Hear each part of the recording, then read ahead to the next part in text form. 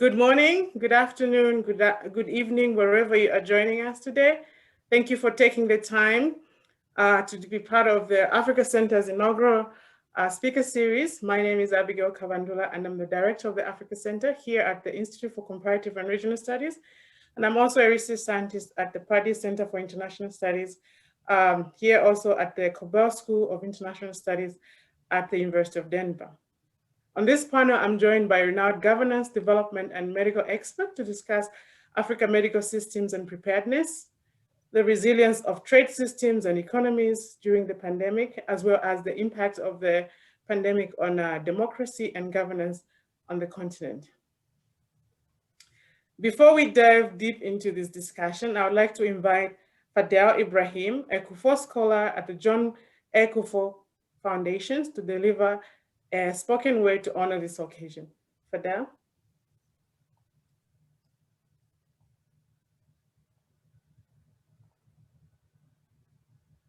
Fadel, you can unmute yourself.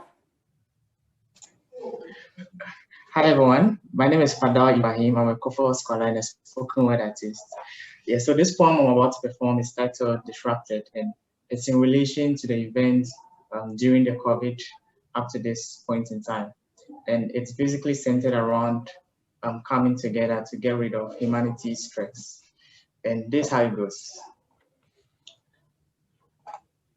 A deadly kiss on the lips of humanity, thrown into disorder. The world we knew no more safer. A twist of events so strong to drift us apart, maxed up in lockdown, in nightmares and flashbacks. Tough times with sad scenes, stuck to our phone screens, waiting for the next news of vaccines and pursuits. Remember, courage is born out of crisis. We are best when we collaborate. Enormous strength lies in teams. Our brains together is a masterpiece. Put together, we are bound to succeed. Humanity's victory is guaranteed. Whoever we face concedes defeat. Indeed, the seed of unity exceeds all threats, nullifies adversities and cracks open uncertainties. We hold the keys to create the future we need. Pause, reflect on the past and look in the mirror. Our image is smiling. Remember, courage is born out of crisis. We are best when we collaborate. Enormous strength lies in teams. Our brains together is a masterpiece. Put together, we are bound to succeed. Humanity's victory is guaranteed. Whoever we face concedes defeat. And one more time, let's collaborate to eradicate this crisis. We fight together towards a universal breakthrough. Together, let's fix this. Thank you. Wonderful, thank you so much. I'll now call upon the Dean of the Cobell School, Professor Fritz Meyer, to give introductory remarks, and thereafter introduce former President John Kufuor to give his opening remarks. Well, thank you so much, Dr. Kabandula, and welcome to all of you. Just really a very impressive panel discussion today. I'll just say a few words, and then because it's important that we save the time for our expert panel today. I am Fritz Meyer, Dean of the Cobell School. I'm very proud that we are building the Africa Center here at the Cobell School, led by Dr. Kabandula. This is a first in a series of events that the center will be doing, and I can't imagine a more timely or important conversation to have. The Cobell School is, for those of you who don't know, here at the University of Denver, is proudly one of the world's leading schools, I think, of international affairs. And at the heart of what we do is work on regions in the world, and in particular, really building our expertise on Africa. So we're incredibly grateful to all of you, for all of our panelists, for being part of the conversation today. The topics couldn't be more timely. Obviously, the response to the pandemic, surely access to vaccines issues is a familiar access to medicine problem that we've seen before, a critical issue now facing much of Africa in terms of access to vaccines. The issues around trade and investment, the role of China in Africa, and the future of trade and commerce, and of course issues around democracy, which are of interest, of importance, not just in Africa, but in this country, in Europe and elsewhere around the world. So wonderful topics today. It's sure to be a really interesting conversation and an important one. So thank you to our panel for being here. Thank you to all of you in the audience for joining us today. With that, it's my distinct honor and privilege to introduce the former president of Ghana, John Kufuor. John served 2 terms as president of Ghana, as I'm sure most of you know, and now heads a foundation, the John A. Kufuor Foundation, that is doing great work around leadership, governance, and sustainable development in Africa. Most distinguished career, and President Kufuor, we are honored that you are with us today. So with that, let me turn it to you for your remarks. And again, welcome everyone. Thank you very much. I'm happy to be taking part in the discussions. When I was invited by the CEO of my foundation to take part, and I understand he's an alumnus of University of Denver, I thought this was an opportunity for me to come on board to interact with the university and also concerned citizens of the world, and discussing the impact of the pandemic on humanity generally. But I saw in the theme, the title of the discussion, that something had been written about the authoritarian tendencies of Africa, or in Africa. I thought this thing could deflect the seriousness of the search that should be the hallmark of all participants in the discussion. Because since the beginning of this century, the world has been under the onslaught of first the climate change and search for solutions to that. And when we were hoping the world was coming to grips in finding solutions to that, because climate change engulfed the entire globe. This surprise pandemic also came on the scene. Within 1 year, the entire planet was enveloped by the pandemic. And I believe the coincidence of these two global threats, climate change, then pandemic, Covid-19, I believe is forcing the entire humanity to see that when people talk of globalization, it is real, because unless the world realizes that there's no escape from any quarter from these onslaughts, unless we saw the onslaught on us as mankind together, so we would act together, then it would be like the adage of either sailing together or sinking together, because you could be in the developed world of high science and technology, but from what we've seen and what we've read so far, even the foremost nation like the United States in terms of development, with all the sciences and technologies, it's been like the greatest victim of the onslaught, at least of the pandemic COVID-19. I do not know so much about the impact of climate change on the economy and the governance and so forth and so on in the United States. But the pandemic, by all accounts, has taken perhaps more lives in the United States than anywhere else on the globe. Thankfully, the efforts of science and technology have yielded the positive vaccine from Pfizer and Moderna and so forth, and the rest of the world are in queue to benefit. Of course, we know that China has also done something with the vaccines, or produced its own type of vaccine. Russia also talks of its own vaccine. And then we know from Britain of AstraZeneca, which I have received a shot from. And I'm expecting my second shot, hopefully within the next 3 weeks.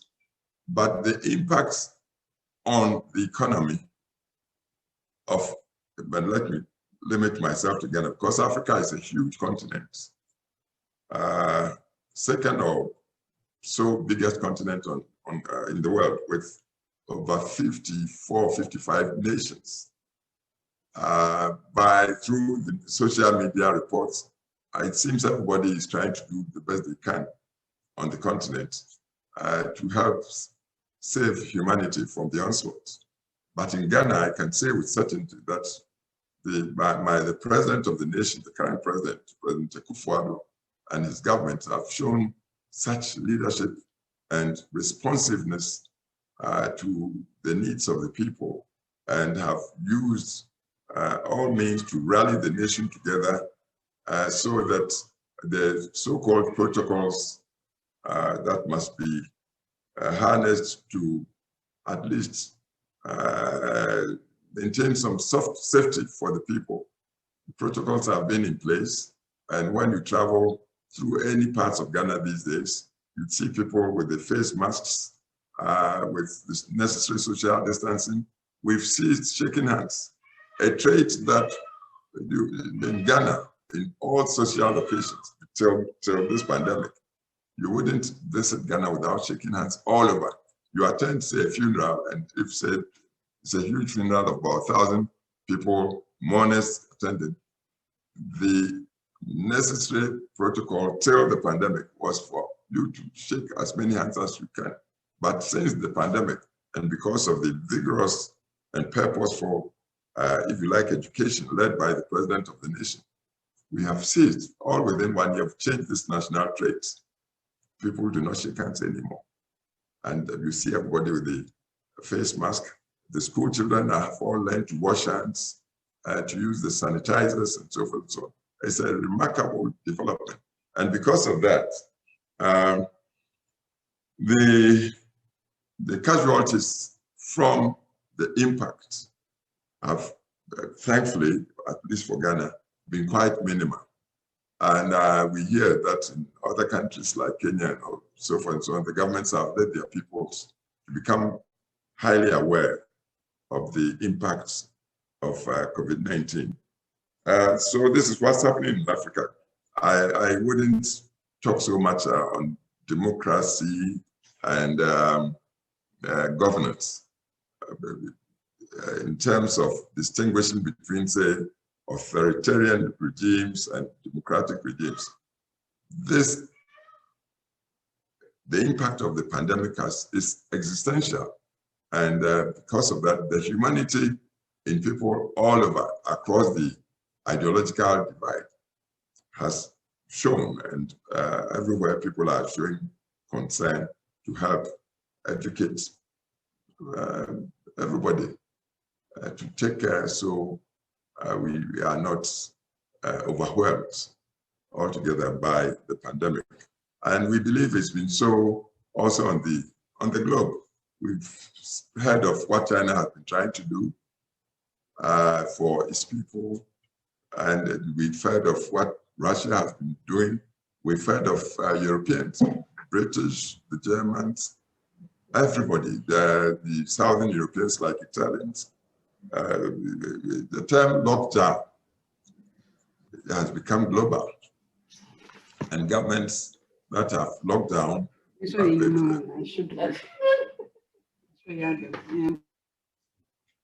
we have locked down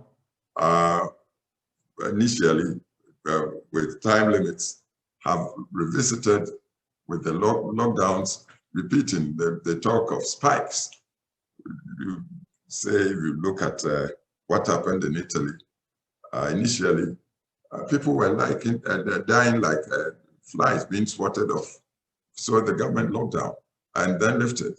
But even as things seem to be improving, that there was spiking and the government revisited, and we felt there might even be a third lockdown in Italy. And it's happening in Spain, it has happened in France, Germany, Britain.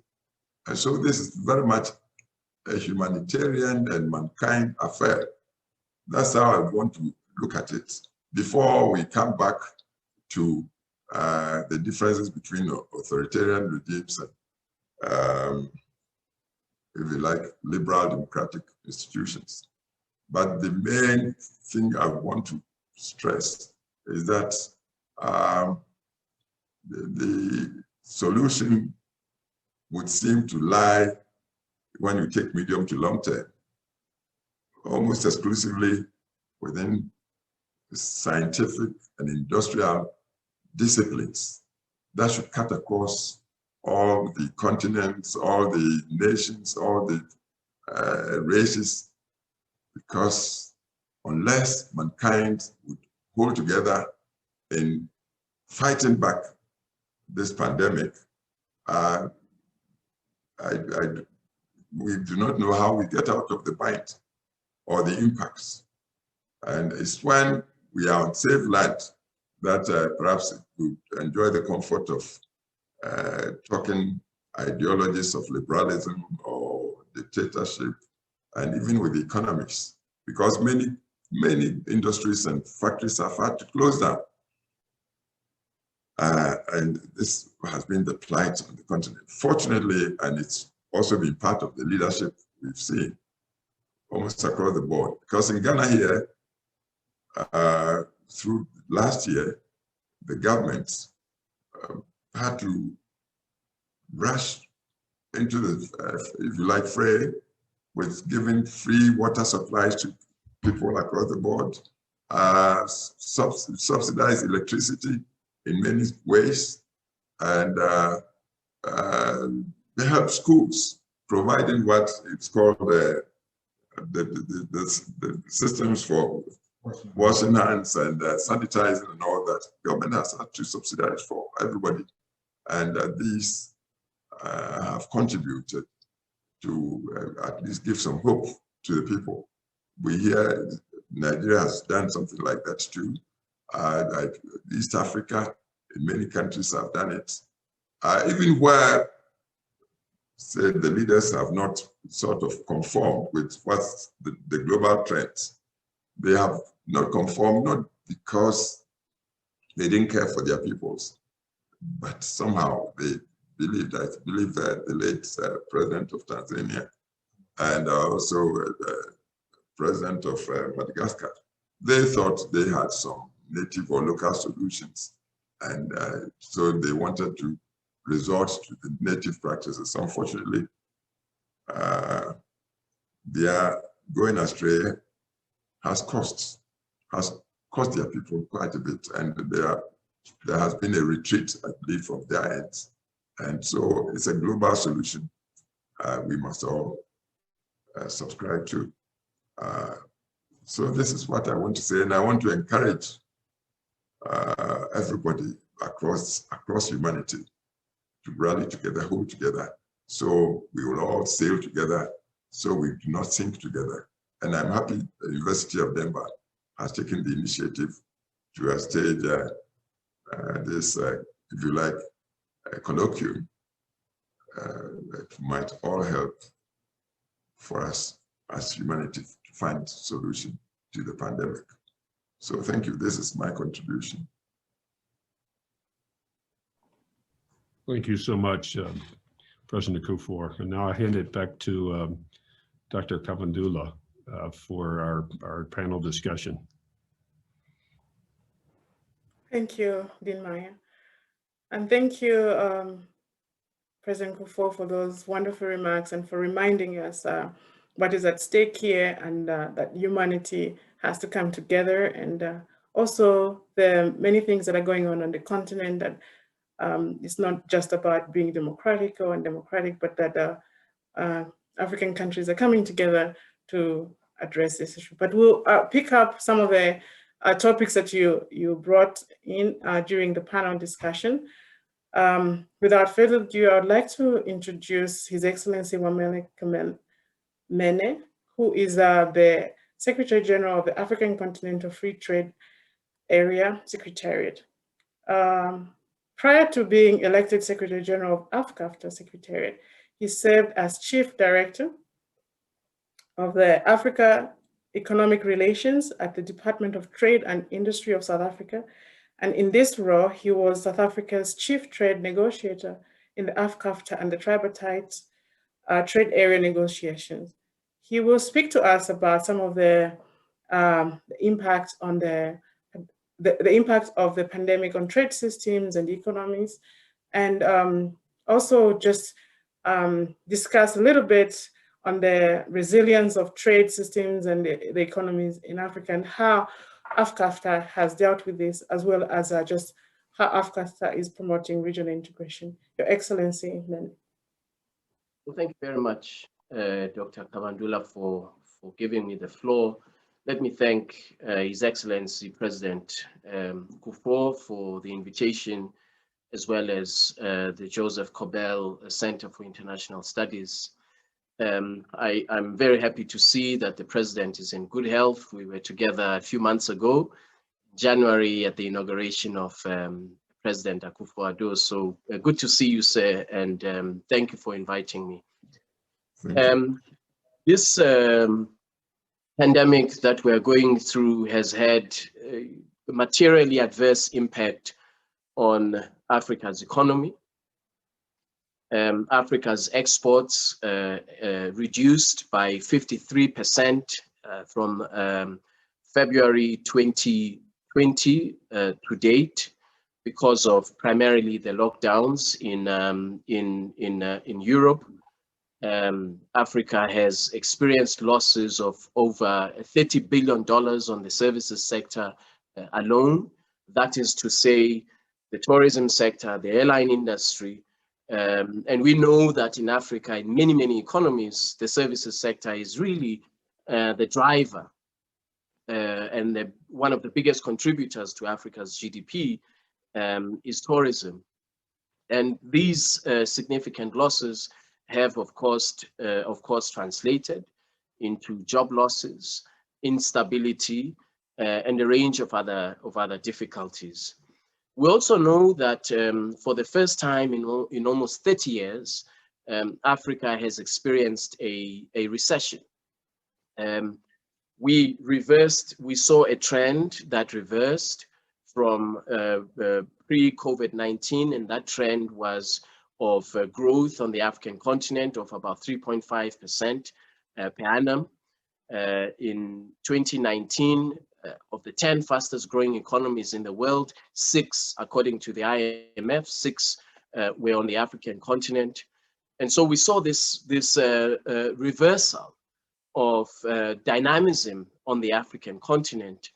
And most significantly, we saw that a disruption in global supply chains, in global trade, has a materially adverse impact on Africa, because we are so reliant on the global supply chain because of the lack of productive capacity, manufacturing capacity, and lack of and shallowness of industrial depth on the African continent. This is something that the President just mentioned in his opening remarks.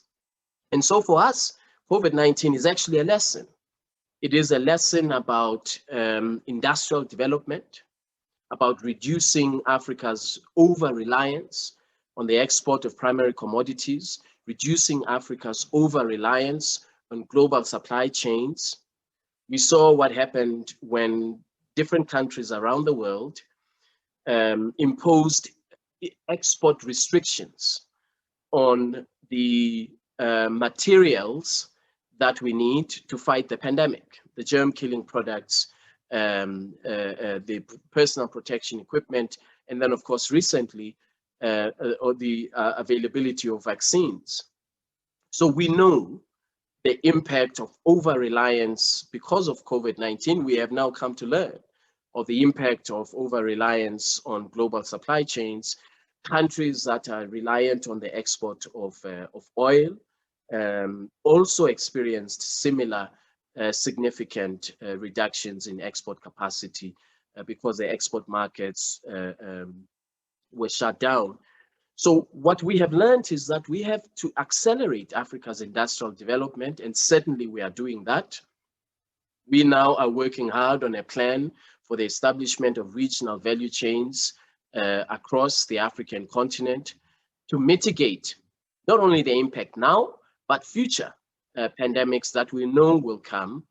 We know that from the experience of countries like Senegal, who upscaled their productive capacity in pharmaceuticals, the experiences of countries like Kenya, who were able to redesign their manufacturing capacity such that they produce the masks that are required.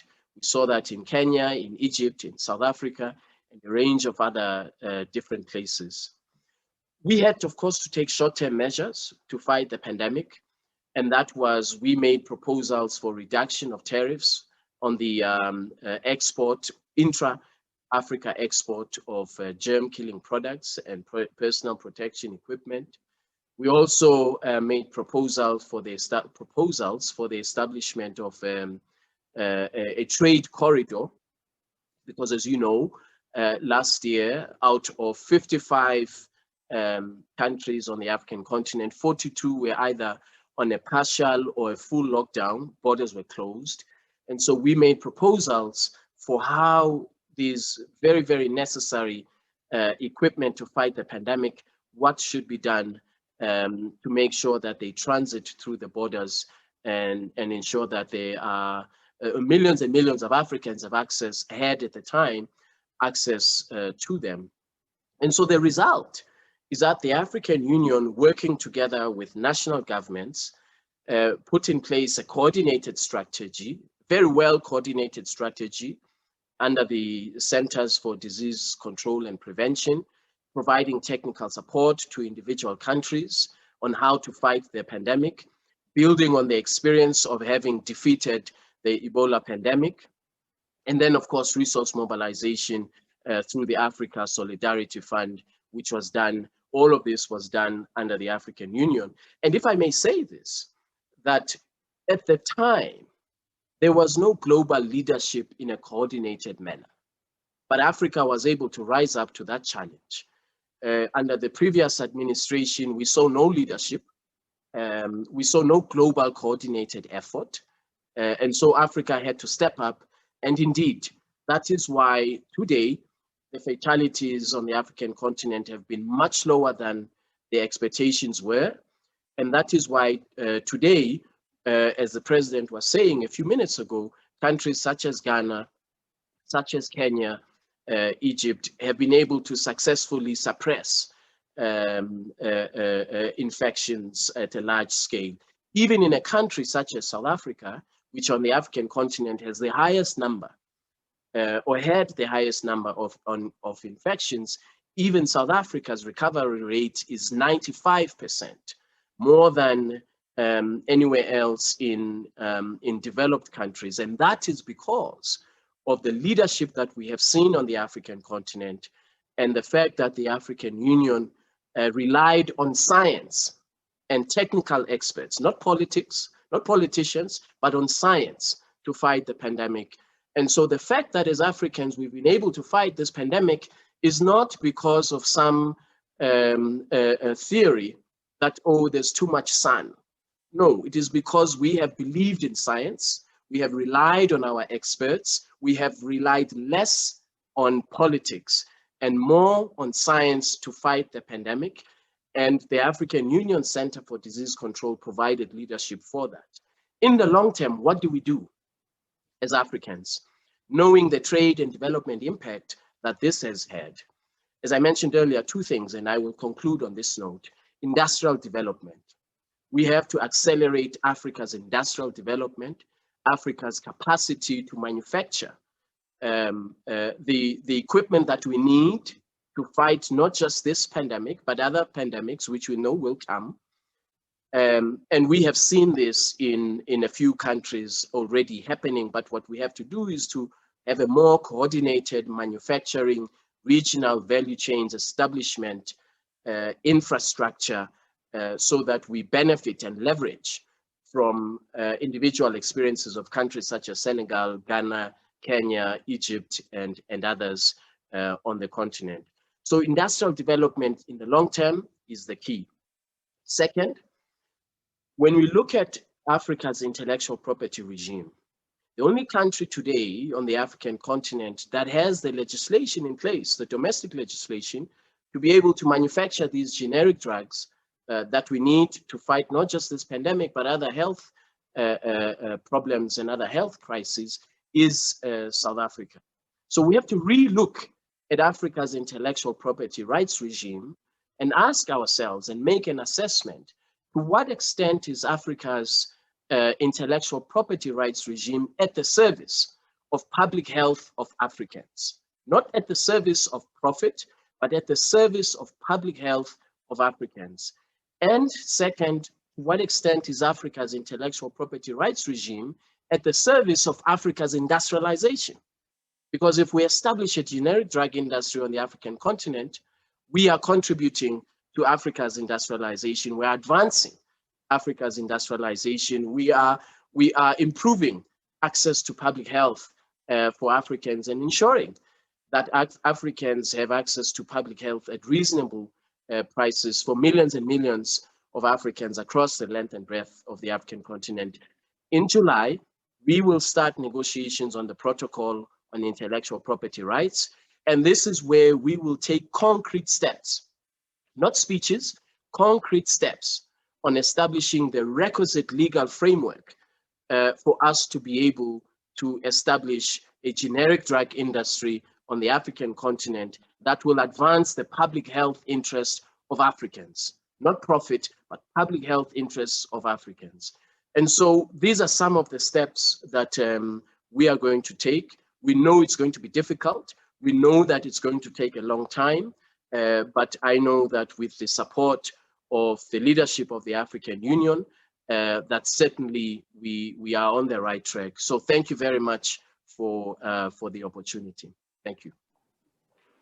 Thank you so much. Those are a lot of points that you bring out for our panelists to take up and discuss. And I will remind our panelists that we will have you speak. I'm sorry for the feedback. We will speak for each maybe 5 minutes, and so that we can create time for the Q&A. And I also wanted to remind our audience that His Excellency may not be around for the rest of the program, just to bear that in mind, because he has another engagement, an official engagement within the next few minutes. So without ado, I want to introduce our panelists today, starting with Dr. Abueji, who is the Director of the Health Promotion Ghana Service. He is also a research and academic practitioner. He specializes in health promotion, health and well-being, and public health, with special interest in national social health insurance schemes and schemes finance. He is also a lecturer in health promotion and public health at the University of West London. We also have Dr. Sally Ohin. She is the National Professional Officer for Disease Prevention and Control in the WHO Ghana Country Office. She is responsible for non-communicable diseases and epidemic-prone diseases. Dr. Ohening provides technical and programmatic support to the Ministry of Health, Ghana Health Service, and partners in planning, policy, guideline development, and program implementation. We also have Dr. Kwame Ezeodu, who is a trained pharmacist. He has taught at the Kwame Nkrumah University of Science and Technology and Universities of Portsmouth and Greenwich. He's now focused on public health advocacy. So we'll start with a discussion by looking at how Africa has managed the pandemic and the preparedness of and how it has prepared for the pandemic, especially that the continent entered a new phase. And His Excellency Mene did allude to a number of these things that we'll expand on. And so just to get us going, I want to ask Dr. Abueji to speak to the new phase that the pandemic, that the continent has entered into in this pandemic, we have had a little bit more deaths than we had before. So how have African governments, institutions, and multilateral organizations prepared for this phase? And if you could also talk about maybe access to doctors, nurses, and bed spaces, health insurance schemes, and also just thinking about how poverty and high-level medical costs that have some of the African countries or some of African people may not have access, or just because the pandemic has had a shock on the economy, and so people may have lost their jobs. Dr. Abueji. Thank you so much. Good afternoon, morning, evening to all present. I think for Africa, if you look at how governments across the continents have managed the pandemic, it has been what I titled as proactiveness, though we might have one or two lapses in some countries. But African governments actually use what we call the early detection methods and develop strategies that limit and stop importation of cases. And this, when I cite Ghana as an example, we started preparation far back in January, where our emergency operations center noticed that there was this virus in Wuhan, and we started preparing. So we started early. What some of the measures that we have taken as governments within the continent have taken to limit the importations emanates from border closures, flight suspensions, mandatory quarantines, and also testing at the various port of entries. Then the second strategy that governments across the continent, by my research, have actually obviously adopted was to detect and contain the cases when there were suspension of public gatherings and public and social gatherings, instituting the safety protocols, what we call the public health safety measures.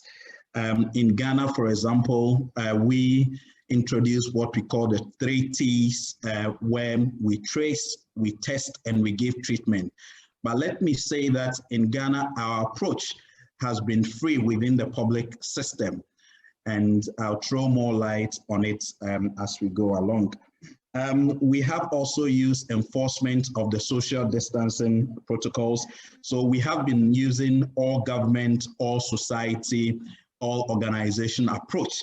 That is what we have been using. And I know countries like Kenya, South Africa, and Nigeria also adopted the same approach in fighting this pandemic. Wearing of face masks in Ghana, for example, is mandatory. There was an EI by the President of the Republic, which is being enforced by the security agencies. And the recent PEC reports actually suggest that compliance was really high, and that could be accounting for some of the reduction in cases. We, from the Ghana Health Service perspective, also, we've been doing our own research. So I just want to put it into context that our fight has been evidence-based driven. We based on science. So in terms of our messaging, our risk communication, our case management and everything, we've been using science and data in doing that.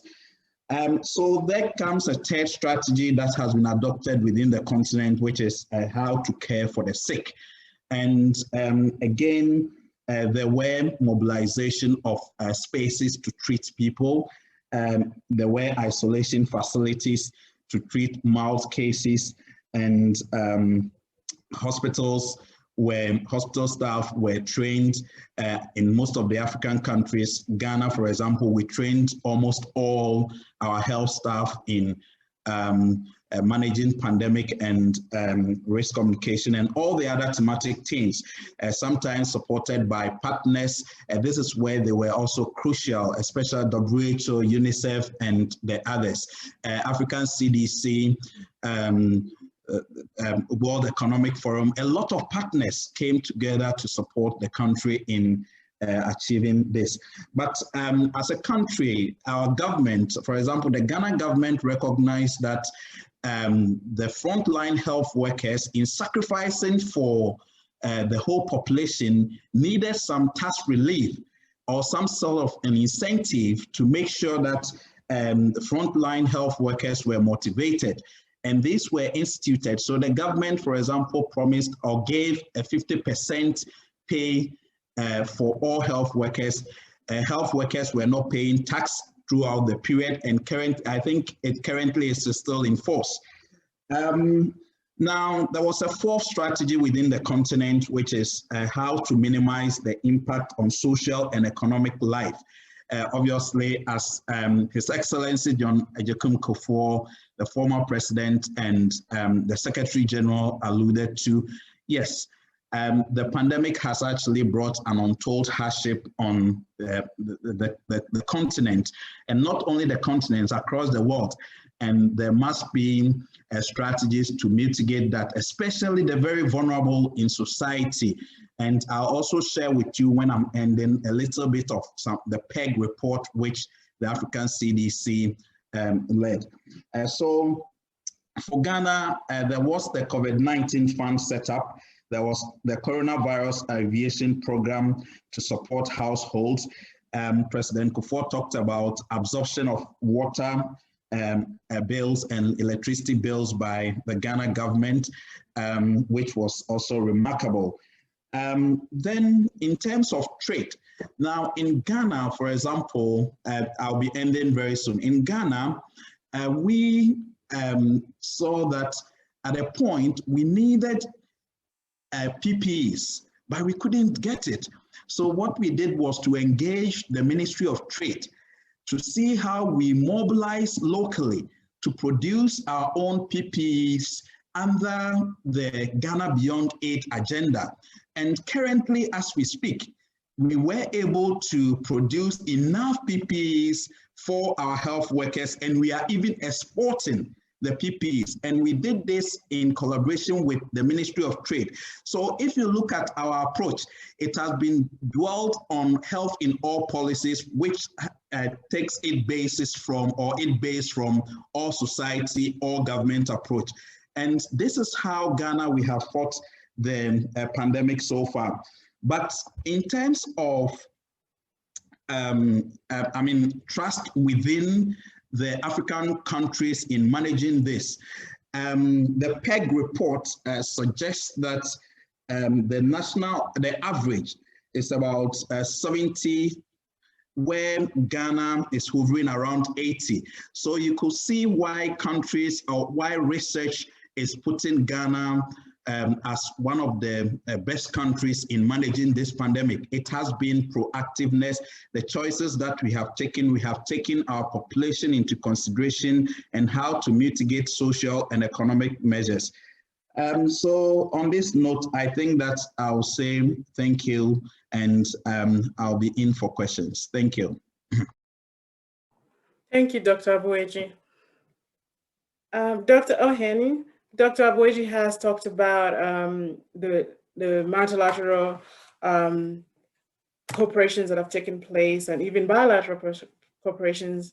And also President Kufuor and His Excellency Many alluded to this. How has WHO in Ghana and across Africa addressed some of the contradictions between preventative measures and adherence, and also some economic challenges, especially that, you know, there are almost 84% of Africans in the informal sector?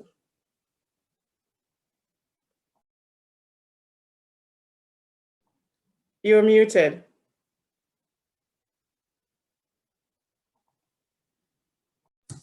Sorry about that. Yeah. So thank you, Abigail, and thank you for the opportunity to be on this panel. And I say hello to all participants across board. And thanks very much for the question. That's a very important question. As you mentioned, this issue has been a key challenge across African countries.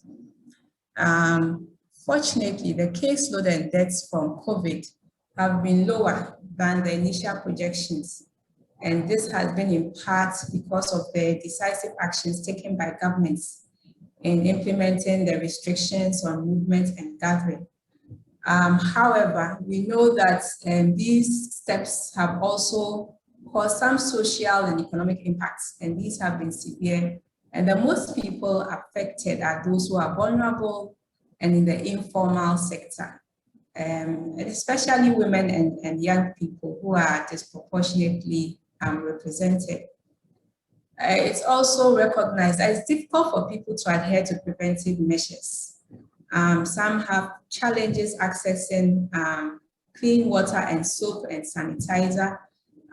Also, the issue of having masks that you can reuse, having masks, the reusable ones, and even the disposable ones because of cost and so on. So it's brought on a lot of challenging, and physical distancing, as you know, is also quite a bit of challenge where we have crowded communities and use of public transport. So it's not surprising that this has been a big challenge for people in the informal sector. So people naturally are getting tired of the preventive measures, and their perception of risk is also low. And so we've also had complacency as far as adherence to these measures are concerned. So with that comes the important solution or a way of addressing this is looking at risk communication and community engagement. Because it's important that people understand why such measures were put in place and how they need to understand about protecting themselves as far as COVID and the spread is concerned. So to address these issues, risk communication and community engagement have been among the key ways in which WHO in Ghana and also across countries have engaged in to support the government's efforts. So WHO, together with partners, we launched what we call the Africa Infodemic Response Alliance. And what this has done is to track and respond to misinformation, because there's a lot of rumors and various stories being peddled around, quite a significant chunk of which is misinformation. We also launched what we call the Viral Facts. And this is actually a platform to widely disseminate accurate information. And another strategy is engaging influencers and celebrities to promote positive COVID-19 messages. We've also collaborated with various partners like UNICEF, Red Cross, and other non-governmental organizations. And we work with the countries to develop communication strategies. And this is based on community feedback that has been collected around COVID and also the vaccines which are being rolled out currently. Ghana, for example, the WHO country office supported a study that looked at people's perception of vulnerability to COVID infection and their behavior. And findings from this study have been used to inform risk communication messages. Various studies have also been conducted across Africa, and findings from these are used to develop guidance documents which are made available to countries. So if you take the Ghana country office, for example, we have health promotion officers and then the communication staff. And these support the country's communication groups to review their strategies and develop key messages, again, informed by survey findings. So we've also supported the development of prevention guidelines, and these are targeted at various work settings, including the informal sectors, such as those who work in barbering salons and the like. Vaccines are very important as far as the arsenals against COVID. And in collaboration with Africa CDC, We are also involved in vaccine acceptability studies. These studies are being conducted in countries like South Africa and Nigeria, as well as social science studies, which investigate vaccine hesitancy. So examples of countries also conducting these studies are Zambia and Nigeria. And as you can imagine, these studies really help to inform the response strategies. Now, when we talk about mitigating social and economic impacts, it's important that the social safety nets are strengthened, and we work with the governments and other UN agencies and partners to support countries in addressing the broader social and economic impacts of the pandemic. And as you know, informal workers experienced a huge drop in earnings, about 80% thereabouts. And in a lot of the high income countries, social safety nets kicked in. But it's good to know that in Africa, quite a lot of countries also put in safety nets. I think Dr. Abuaji mentioned quite a number of the measures that were put in Ghana. But other countries like Cameroon, Cape Verde, Kenya, Madagascar, Rwanda, just to name a few, have also taken a number of steps also to serve as a safety net for the informal sector. Close to about more than 200 social protection measures have been implemented in African countries. And most of them were programs that benefit the poor and vulnerable populations. Dr. Abuaji also mentioned tax relief in Ghana. In some countries, they also did cash transfers, for example, in South Africa.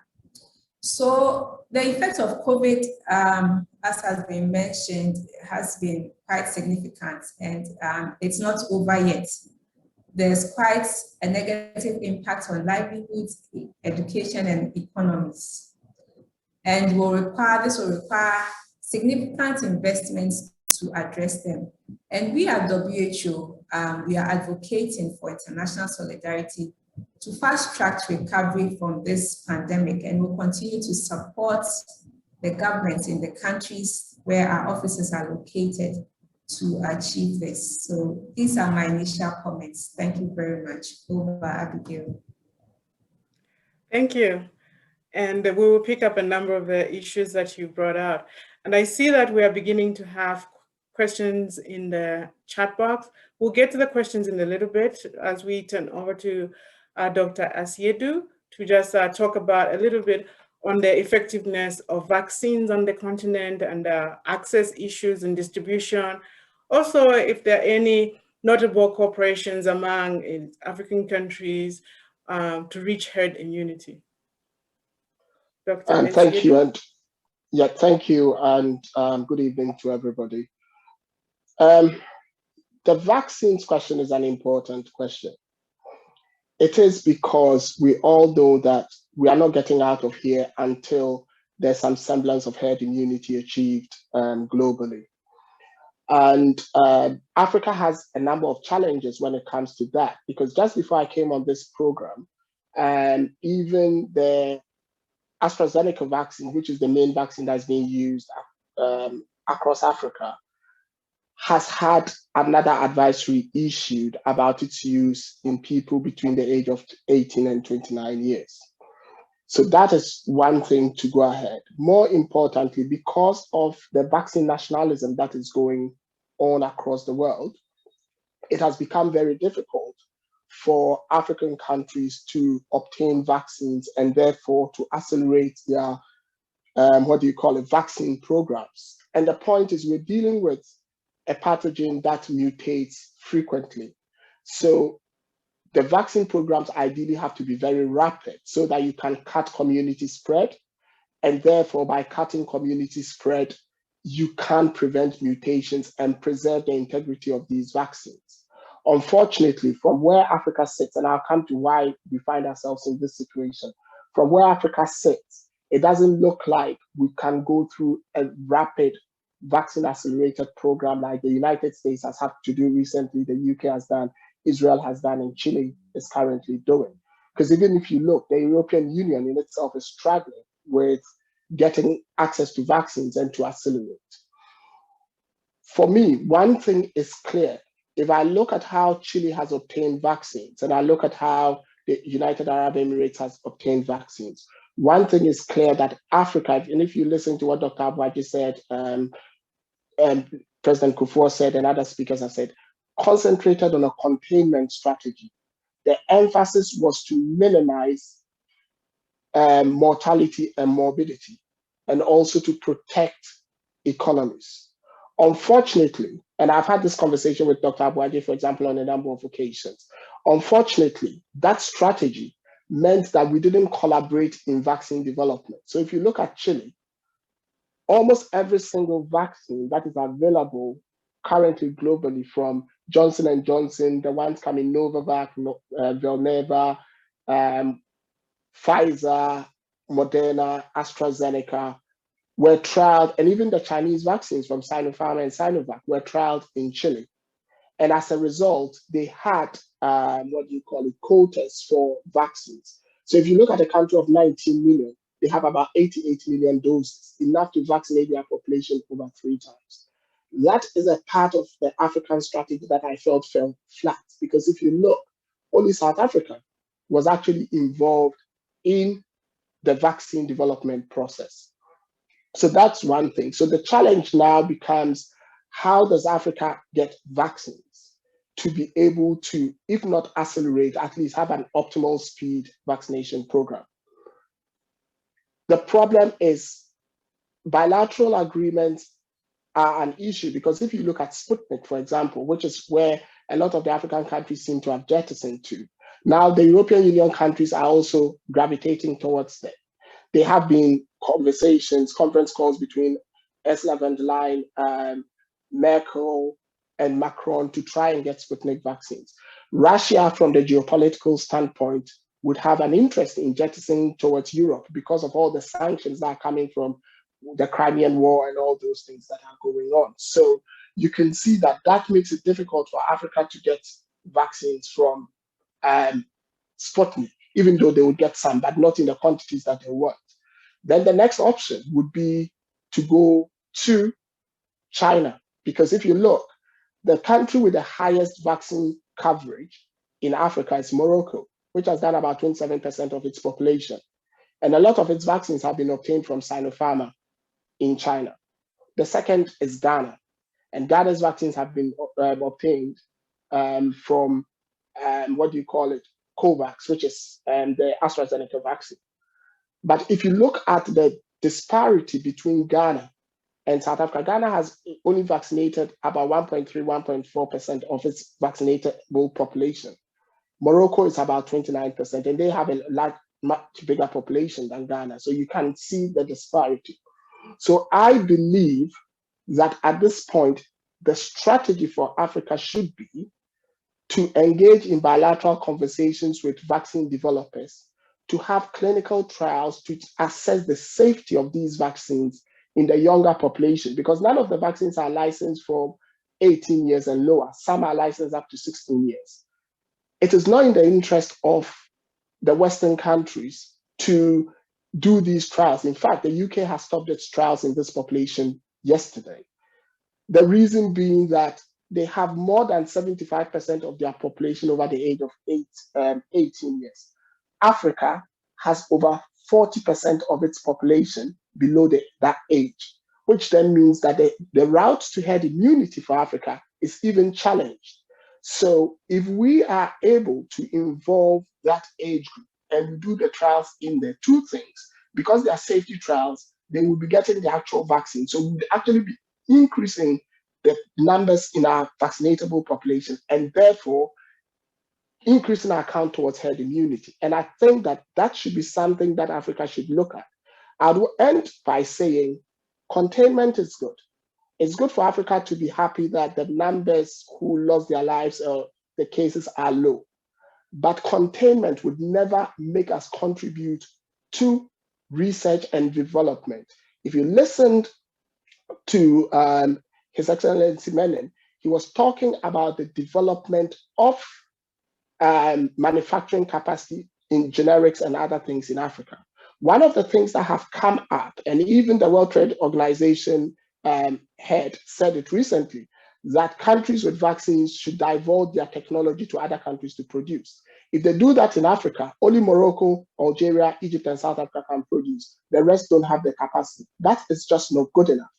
And so when I hear the likes of my friend Dr. Abuaje and talk about the good things, I always challenge them and push back to them and say, what about this? Because without that, the West would find a way out of this. When they do, opening up our economies will be difficult because they'll start issuing travel advisories saying that we've not hit herd immunity. And that might be damaging to the long-term effect of our economic recovery.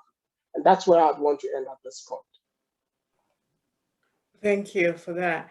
And Dr. Abuaje and Oheni will have to respond to some of the issues that you brought out because they're really pertinent. And if Africa moves to trying to get herd immunity and access to all these vaccines. So Dr. Abuaje, what would you respond to Dr. Aziodu? Okay, thank you. I think Kwame do have a point. We have to be on the table.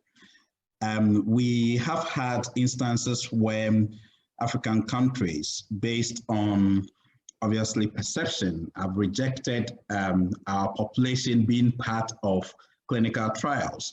So, I mean, I agree with him. But as a country, for example, Ghana, and not only Ghana, if you look at the continent now, we are also gearing towards how do we produce our own vaccines. And using the Ghana specific example, His Excellency President Akufo-Addo has set up a committee to look at how Ghana also produce its own vaccines. And bear in mind, they are working in collaboration with African CDC and WAHO, and all these things are ongoing. In terms of research, that is where I differ a little bit, because Ghana, for example, we have involved academia within my small unit. Most of the decisions that we have taken were evidence-based. So I think though we may not be publishing the results because of how fast and how busy we are now, we have a lot to sell to the outside world in terms of academia, global leaders and others. And I think some of these publications will be coming up as when things start to, but even at the National Technical Committee level, which is led by the Ministry of Health, there is a committee set up to deal with research. And if you look at, we even research into genomic sequencing, and WHO and other partners celebrated Ghana on this. So aside the lapses, African governments have actually done a lot. So that is where I'll end it. But I can say that there's more room for improvement. Dr. Oheni, do you have anything to add to that? Dr. Oheni, are you there? So thank you. What I'll say is that, yes, can you hear me? Yes, we can hear you now. Can you hear me? Yes, we can hear you. Okay. Okay, so what I'll say is that, COVID, one of the words that was used to describe the COVID pandemic is unprecedented. And that's because there were a lot of new things that came up, we are learning as we go along, so definitely a lot of lessons are being learned from this pandemic and the response activities. As you go along, you realize that, oh, I should have done this, or I should have planned for this, and so on. So I think it's also an opportunity for us to learn, to correct whatever gaps there are, and moving forward.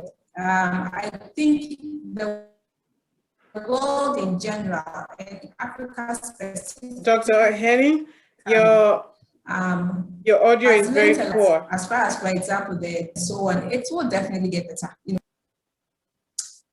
Okay, can you hear me now? Yes, we heard a little bit about that we have had lessons learned, and we still have a long way to go. I think that's what you were alluding to. Yes, that was the point that I'm making. And so definitely in terms of participation in vaccine trials and such, as we've learned all these lessons, I believe that it's going to get better. So it's not all doom and gloom. You know, every opportunity creates, you know, the more opportunities to work on gaps that are identified. Thank you for that remark. I see Kwame's hand is up, but let me just give the opportunity for questions from our audience, unless you have like a really quick response to what Dr. Agwede wanted to say. It was quick. Two things. What Dr. Agwede is talking about, I'm not talking about research when it comes to the pandemic itself. I'm talking about research when it comes to vaccines. I was very specific about that. The second thing is, when the whole world seems to go on this tangent that COVID was unexpected, I'd want to say here and say it now that that is untrue. And I'll tell you why. In October, on the 24th of October, there was a report published called the Global Health Security Index Report. It was published by the Economic Intelligence Unit, Johns Hopkins University, and the Nuclear Technology Institute. They said clearly, they graded the entire world, and the total score for the globe was 42% out of 100. At that point, they said clearly that the world was not prepared for a pandemic. Before that, the likes of Dr. Jonathan Quick had been saying, the former leader of WHO had been saying that the world was due a pandemic since 2018. If you go and look at the report, and I had serialized the report on social media from October when it was released in 2019, most of the things that they said happened. The truth of the matter is globally, it is convenient for us, even though it's a WHO report, to behave as if the report that never existed, because it feeds into the tangent and conversation that we didn't expect this. Truth of the matter is, if you look in the report, they talk of CAFOs and the risk, they talk of wet markets and the risk, they talk of African forests and the risk, and everything is graded. So I struggle with this misconception when people say it was unexpected. That is actually incorrect. There was a report that told the world this was coming. We just failed to read and failed to listen. That was all I wanted to say. Thank you for that. So we have a first question which reads as, when do you expect the majority of Africa to be fully vaccinated? I think this has been discussed extensively, but if Dr. Ohene wants to respond, or Dr. Agwede wants to say one or two things, very, very quickly. Okay, it's difficult to answer that question because oh, I'm sorry, Dr. Ohene. Could you refresh your vaccines? Sorry, I'll have to move to Dr. Agwede. Could you refresh your browser, maybe log in and log out again? I think the internet is a little unstable. Dr. Agwede? Okay, thank you. I think to me, I see it as Africa's problem is a supply problem. Yes, we have targets, and we in Ghana, for example, do have an ambitious target to vaccinate about 20 million of our population. But I mean, if you look at what Kwame talked about and what we see globally, we are having some challenges. But let me say that we are still focused to be using all the other means, like bilateral means and through other means, to secure the vaccines, to make sure that our population is vaccinated. So we have a comprehensive plan, but obviously some things you do not have control over. So we will continue to obviously do what we are supposed to do to secure the vaccines, to make sure that we vaccinate our population to achieve the herd immunity that Kwame talked about. I'm sure other African countries are doing so. And this is where I also say that, you see, like if you look at COVAX, you see, we anticipated it. If you look at the initial plan, how COVAX came, how partners came together to say, okay, let's put this into place because of equity. So all these things were in existence, but obviously I think that in science it evolves. So we are catch up, as in Africa being, and not only Africa, I mean, even if you look at Europe, they are still facing supply problems. So it's the world, but we have to find solutions rather than agitation. So I think that for me, from where I sit, I know that African governments are trying their best in trying to mitigate the impact through vaccination and others. So that is what I would say. So we don't have a concrete date, but that we're doing the best that we can to address the situation. We have another question. How reliable is the information about prevalence of COVID-19 cases, and especially of number of deaths being reported by governments and the WHO? There are reports of stigma which can affect how many people come forward. Perhaps the number of deaths are lower, especially from the rural areas, because of underreporting. Also, are those who are being brought in dead being taken into account? So we don't have Dr. Oheni on the line yet, but I would say if you can give 30 seconds of your answer to this question, Dr. Abueji and Dr. Aziedu. Well, the issue around deaths and numbers depends on the amount of testing you're doing. The WHO was clear about the number of testing you have to do based on your positivity. Unfortunately, most African countries were not achieving it. It wasn't because they didn't want to achieve it. It was because the test cost money.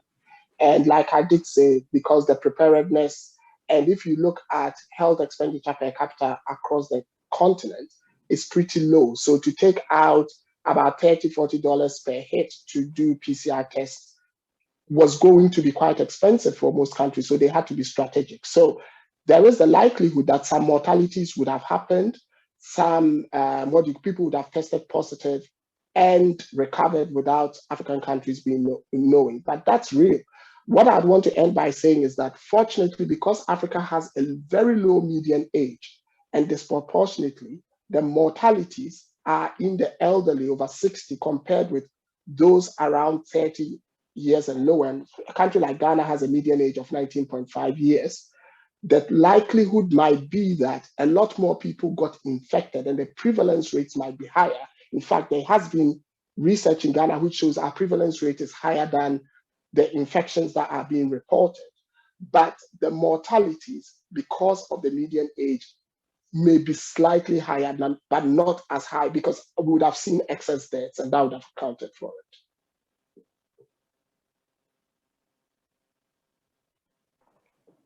Dr. Abueji, do you have anything to add? Yes, okay, so thank you. I think I'll just take it from the last question on stigma. I think stigma still is a problem in most of the African countries. Let's face facts. Now, even if you look at, and I'll still use Ghana because that is where I'm one of the leaders with practical experience. If you look at our mortality, majority of the people were reporting to hospital facilities very late. And one of the reasons was the fear of being stigmatized. And most of the deaths really occurred between about 24 to 72 hours. So it means that we certainly have to do more in addressing stigma. It's a real problem. And this leads to, I was thinking that Kwame would touch on hesitancy as well with misinformation and others in terms of when he was talking about the vaccines. but I think we have to do more on risk communication and community engagement. The challenge has been that, you see, like Kwame talked about, when you have limited resources, you will focus strategically on what? Testing and treatment, where especially it is free. Then they leave a huge vacuum for how do you address your risk communication, your community engagement, which is also funding dependent. So those were some of the challenges that Ghana were having, but not only Ghana, most of the African countries. So, I mean, we have to develop so many strategies in bringing, for example, the Ministry of Information on board, leveraging on existing structures to see how best we can mitigate what was happening in supporting case management, in making sure that people get information.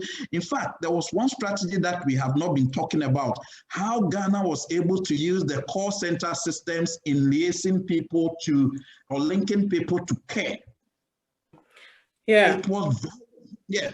So that was, for people that don't know, sorry to cut you short, and I'm cognizant that we're almost running out of time. We have like 10 minutes remaining. So for people that don't know, what is the stigma in relation to to COVID? Why are people not going for testing? What is preventing? What are the stereotypes associated with the pandemic? Okay.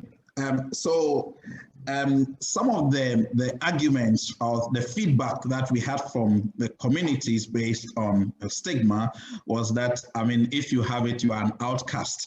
For example, it's something, obviously, even if you have it, people do not want to come close to you. So people were hiding in their closet and avoiding people. So those were some of the feedback that we had from the community, to the extent that in some communities, even if you want to set up isolation centers, it became a challenge.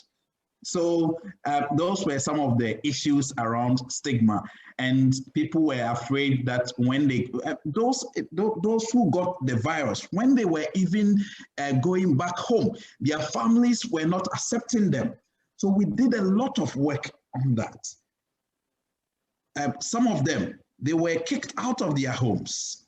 So we had to bring in the rent control to make sure that those injustices in society were not obviously entertained. But unless people feed us with the information, we were not in a position to do that. But those who came obviously guaranteed to give us information. And based on our research, the findings that we got, we managed to address some of those things. The levels are not as it was when we first started, but I think we still have to do more on stigma. Thank you. Thank you for that. And I have seen a number of questions regarding misinformation that you have already addressed. So we will not, I will not read out those questions. And I have another question that was in regard to how the African Union was able to revamp its institutional response to COVID so quickly. Unfortunately, His Excellency Benny is not here to answer that question. So I'll move on from that. I have another question that talks about what lessons have we learned and how have we grown after Ebola, and what do you suggest Africa can do? Dr. Oheni, are you back? Yes, I'm back. Can you hear me now? Yes. And I want to throw you right back into the conversation with these questions about the lessons learned and how we have grown after Ebola. Okay, thank you. I think some of the lessons learned, so using Ghana as an example, is that there are some things that we can do to help ourselves. So for example, I think one of the speakers mentioned the in-country manufacturing of PPEs and sanitizers and so on, because it got to a point you couldn't access them from the other countries abroad. And I hope and I think another lesson that was mentioned by Dr. Asiedu was the things to do with vaccine. up until now, the vaccines that we receive are for the expanded program on immunization. We access them through various sources. But with this pandemic, we realized that, we have to find some in-country solutions as far as vaccine manufacturing is concerned. So I think that's also another important thing. And then another important lesson is that you don't wait until you are hit by a pandemic and then you are scattering. And so, for example, WHO has set up a fund for an emergency fund for countries to contribute depending on their economic situation, which is supposed to be used to support when there's an outbreak or a disaster in other countries. And I think this is an opportunity to advocate for countries in the sub-region to pay up their contributions, because when an emergency hits, it's difficult now to be scrambling, looking for funds, So I think these are some of the key lessons that we are learning. I hope that our respective countries will actually apply going forward from this COVID. Thank you. Over. Does anyone want to add, Dr. Esedu or Aboechi, to this? Yes. Well, yeah, one thing I was going to say about the learning, so we've talked about the vaccine bits, is about an undertaking from the African Union, which said that countries should invest 15% of their GDP in health, which has been flouted by almost every country in Africa for over 20 years. And which then makes the contribution, if you look at Ghana, for example, if you look at Ghana's health expenditure per capita, less than 40% is contributed by government. The rest is by development partners and out-of-pocket expenditure. That leaves governments in Africa with very little elbow room and fiscal space to address issues like this. Though they would want to call them black swan events, I have said, and I have given the source that this wasn't a black swan event, this was an unexpected event. But still, it had to be addressed. If they don't invest, and like Dr. Hine said, they don't contribute to funds like that, then the next pandemic we have, they would use the same containment strategy. I struggle to see what we have learned from Ebola, because in Ebola, we did the same thing. Africa went into a containment strategy, and hence, even when it came to vaccine development, it took another 2 years for the vaccine to be developed, because Ghana, where some of the trials were going to be held, kicked against it. Then the pandemic went away, so they didn't have active disease to actually do the trials and do the double blind and other things. Africa cannot afford to go down this route after this pandemic. So for me, the question that was asked, that have we learned from Ebola? Perhaps in containment, yes, the strategies have improved. So the deaths, obviously, from COVID have been low. But from proactivity towards finding solutions that open up our economies, I think we have learned very little. And if there's any learnings, it has to come from this pandemic.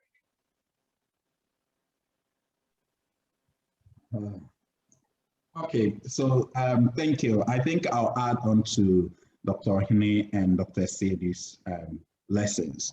I think, to me, I believe that we have to continue to strengthen our public health systems and focusing mostly on community health systems where vulnerable people, the local people, live.